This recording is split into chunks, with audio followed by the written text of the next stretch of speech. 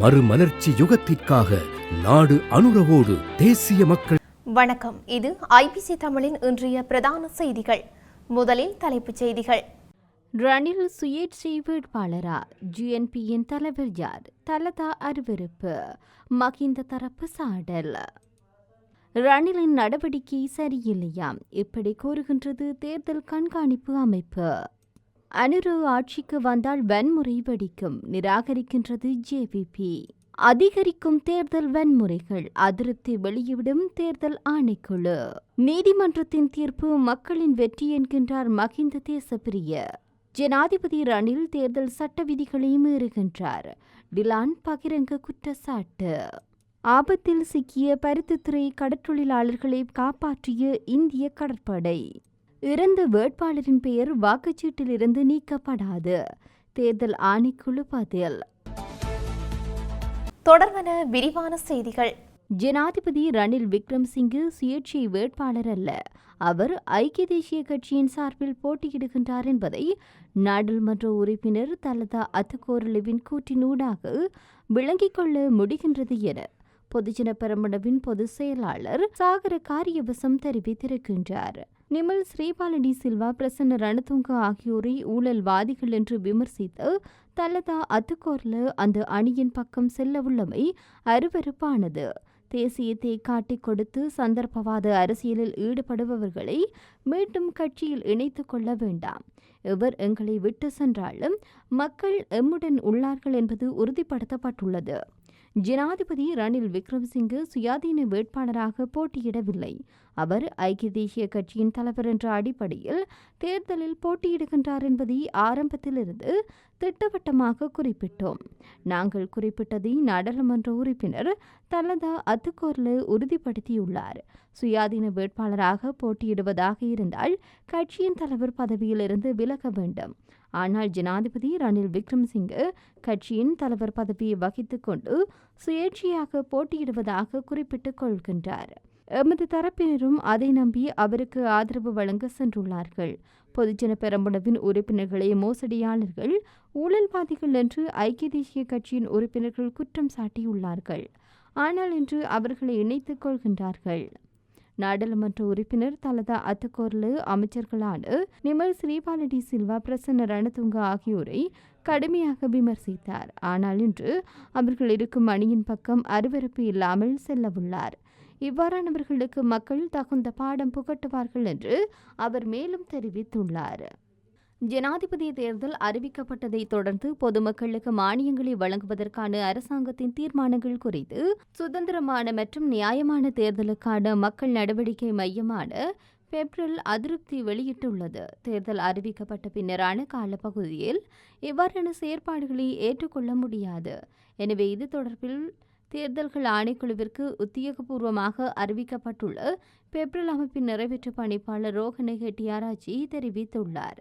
இதற்கு பதிலளித்துள்ள நிதி ராஜாங்க அமைச்சர் ரஞ்சித் சியாபலாபிட்டிய இந்த சலுகை வாக்குகளை பெறுவதற்காக அல்ல என்று தெளிவுபடுத்தியுள்ளார். அதே நேரம் பொதுமக்கள் எதிர்கொள்ளும் பொருளாதார சவால்களை எதிர்கொள்ளும் வகையில் இந்த மானியங்கள் அறிமுகப்படுத்தப்பட்டுள்ளதாக அவர் வலியுறுத்தியுள்ளார். எவ்வாறாயினும் அவசியமானால் தேர்தல் நடைமுறையில் நியாயமான தன்மை உறுதிப்படுத்தும் வகையில் தேர்தலுக்கு பின்னர் இவ்வாறான நடவடிக்கைகளை நடைமுறைப்படுத்த வேண்டும் எனவும் பெப்ரலின் கெட்டியாராச்சி கோரியுள்ளார்.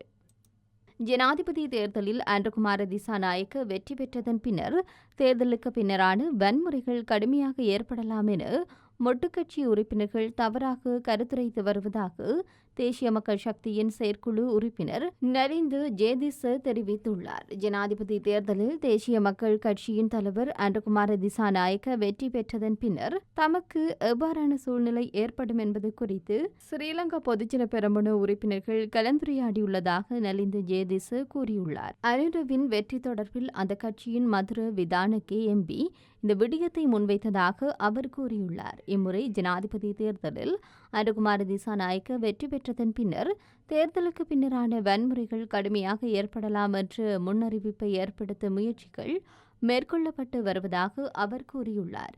அந்த கருத்தையெல்லாம் தான் நிராகரிப்பதாகவும் செப்டம்பர் மாதம் 22ஆம் தேதி ஒரு சாதனை வெற்றி பெறும் என்று அவர் தெரிவித்துள்ளார்.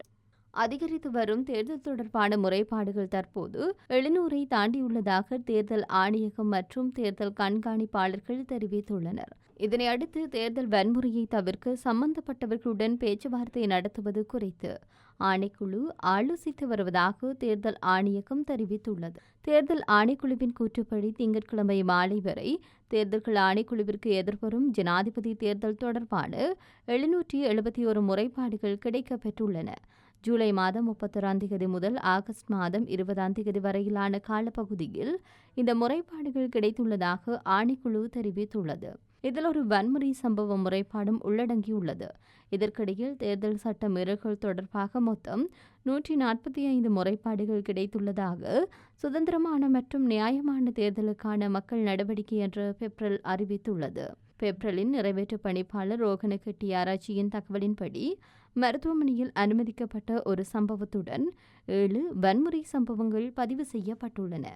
உள்ளூராட்சி மன்ற தேர்தலை ஒத்திவைத்தமை தொடர்பான உயர்நீதிமன்றத்தின் தீர்ப்பு மக்களின் வெற்றி என உள்ளூராட்சி நிறுவனங்களுக்கான தேசிய எல்லை நிர்ணய குழுவின் தலைவர் மஹிந்த தேசப்பிரிய தெரிவித்துள்ளார். தேர்தலை தாமதப்படுத்துவது தவறு என்றும் இந்த உண்மையை நீதிமன்றம் ஒப்புக்கொண்டது நீதியை நோக்கிய ஒரு முக்கிய படியாகும் என்று அவர் இதன்போது தெரிவித்துள்ளார். 2024ஆம் ஆண்டு ஜனாதிபதி தேர்தலுக்கு பின்னர் உள்ளூராட்சி மன்ற தேர்தல் நடத்தப்படும். தேர்தலை ஒத்திவைப்பது அல்லது நடத்த தவறுவது மக்களின் உரிமைகளை மீறுவதாக உயர்நீதிமன்றம் தீர்ப்பளித்துள்ள நிலையில் அந்த தீர்ப்பு ஆச்சரியப்படுவதற்கில்லை. தாமதமானாலும் இறுதியாக நீதி வழங்கப்படுவதாகவே நான் இதனை பார்க்கின்றேன். அதன்படி ஜனாதிபதி தேர்தல் நிறைவடைந்த பின்னர் இந்த வருடம் தேர்தலை நடத்துவதற்கு தேர்தல்கள் ஆணைக்குழு நடவடிக்கை எடுக்கும் என நம்புகின்றோம் என்று அவர் தெரிவித்துள்ளார்.